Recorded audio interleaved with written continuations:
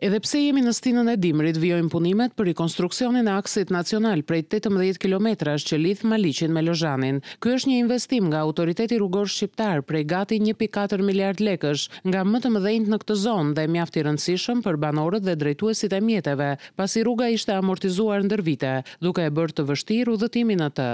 E vështirë se sa një Lozhan Maliq dhe shenjar, të shqip në bëjmë për 20 minuta. Jemi të kënaqur. Vjet ishte shumë keq ndimër, si vjet është shumë mirë.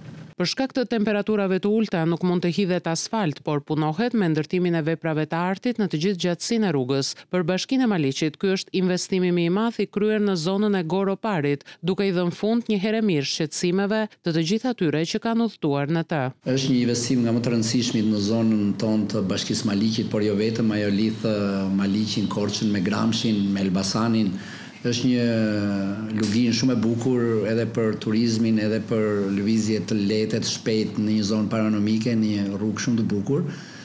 Të shpresojmë që punimet ecin sipas parashikimit, firma zbatuese po punon me ritme të larta, në këtë periudhë që flasim po punojnë me vepra arti, me sistemime, pasi nuk mund të hedhim asfalt për efekt të temperaturave të ulta. Investimi pritet të përfundojë me të gjithë elementet e vet në pranverën e 2024-s.